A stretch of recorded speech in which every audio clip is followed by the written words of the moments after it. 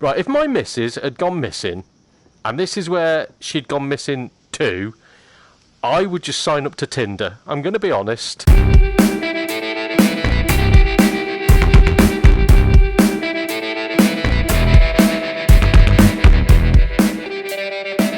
Hello! Welcome to another episode of Donald Mackerel Gaming with me, Donald Mackerel, at work at the moment, so doing this in my break time just because I'm running out of time really. I really needed to do a quick catch up of what I thought about Resident Evil 7, particularly playing it in VR, as I did a live stream last week. So I can make it nice and short for you. Basically, I'll be doing another live stream this week, but let's see how I got there. So yeah, Resident Evil 7 for the PS4, particularly PSVR. I was very tentative in playing this game. Number one, because I've not really used my VR much. I've only ever had a couple of goes on it. It was all right, just didn't really, I don't know, it didn't really work for me. I played Skyrim, which was a little bit janky with the controls. Played a bit of Astro Bot, liked that. Other than that, I didn't really play anything. But I've had Resident Evil for a while, and I saw my partner trying to play it, and it looked absolutely grotesque, which really put me off. I thought I won't be able to handle this as a game, let alone playing it in VR. But you buggers voted for it, so it made it onto my Spooky Month live streams. From the bat, I was not enjoying it. I really didn't enjoy it. It was creepy, horrible, like eerie is the way I'd say. It reminded me of like Asian horror films, particularly like your 2000s stuff like The Ring, that sort of stuff. It was there was some jump scares at the start, but it was more just the creeping dread coming in, which is my favourite type of film. But I can't play games like that, especially when it was my worst nightmare. I am part of the film. Having the thing on my head made me part of it. It wasn't so bad whilst I was doing the, again, janky sort of Skyrim control where you could only turn in 30-degree tangents. But as soon as someone told me that I could make it smooth and clean, so as I was looking, that was exactly where the camera was going, that's when it became horrifying. Normally, I'd probably have chickened out at this point. Normally, I'd have said, look, I can't play this game, it's not for me. But I kept pushing. I was dragging my heels massively, really dragging my heels. To anybody who watched the stream, I'm so sorry. You guys probably blitzed through that section in about half an hour. It took me 90 minutes just to get to the point where, well, we'll come to where I got to. But it took me about 90 minutes to get to this set point. So it took me an age just to walk through the forest at the start. Is it a forest or a wood? I don't know. But where the house is, took me an age to walk through that bit. And again, it was just creepy and horrible and eerie, and I wanted to give up several times, but you guys kept pushing me forward, and I'm so glad you did. I'm so glad you did. It was such, again, not got very far in it, so I might change my tune, but for what I got so far, it was equally horrifying and intriguing. Once I quit because I was feeling sick. I don't know if that was because of playing in VR. I know some people get motion sickness. Again, I've never really played it for a long period of time, so it might be that I was using VR and it gave me motion sickness. It's probably more likely that my body was just giving out, just saying like, mate, give up, get out of this, you don't want to do this. But I was enjoying it. I really was enjoying it, which has made me say that I will be going back to do another follow-up to it. I don't know how many more I'm going to do, but there's definitely going to be at least a second one. So for those who didn't follow the stream, I got through the woods, went into the house, immediately freaked out. Again, like opening up pots with all food in them and so on and so forth. Met my partner who had gone missing. Instantly, there was something eerie about the way that they captured the fact that it's her, but it's not her. My God, honestly, yeah, hats off to whoever made the game. Not just the people that did all the coding, but whoever made the script, the actors. My word, honestly, the voice acting was on key. And again, the VR really immerses you into it. So I met her, immediately didn't trust her. I was right not to trust her.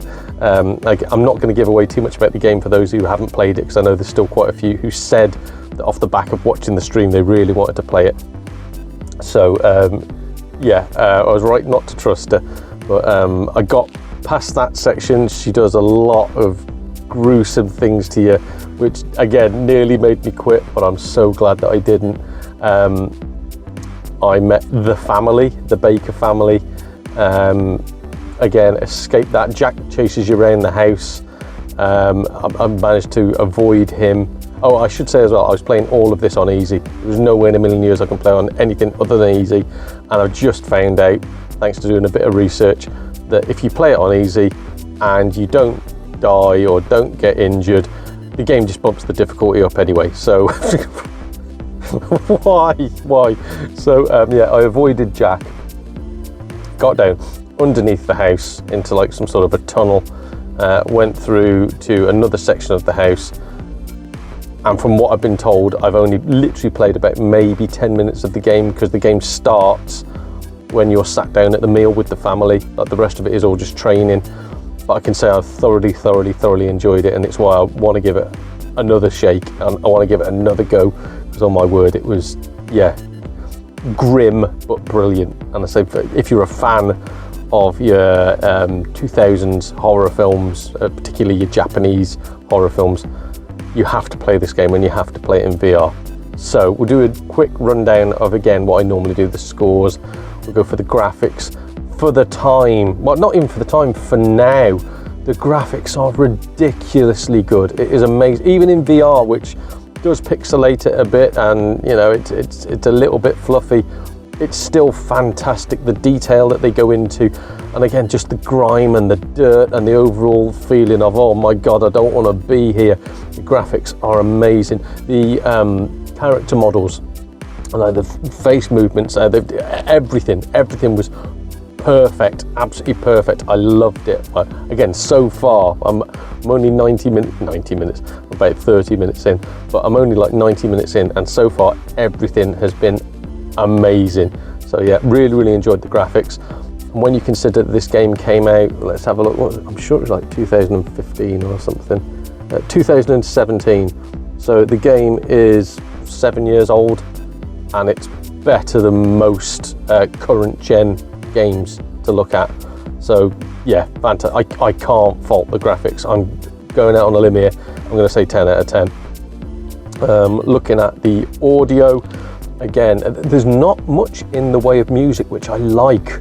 I like the fact that it makes it realistic, that you are there. There's not an orchestra chasing you around every blooming corner. There's the odd, music pang, and there's the odd little bit going on. But what is there is perfect, very well suited. Again, going down that 2000s Japanese movie sort of vibe. The voice acting, as I previously mentioned, is pristine, is perfect. It's what I think all games should aspire to be. So yeah, again, I can't fault them. I can't fault them on anything. 10 out of 10, perfect. And I genuinely didn't. I thought I was going to hate this game, but genuinely, it's brilliant. Gameplay. So again, I played it in VR. The opening bit where it doesn't tell you how to make the game smooth. It actually tells you to play it with the weird jerky 30-degree angles of view going on. That bit I was going to mark it down for. As soon as somebody told me that you can make it smooth and make everything feel like you're part of it, yeah, the gameplay was good.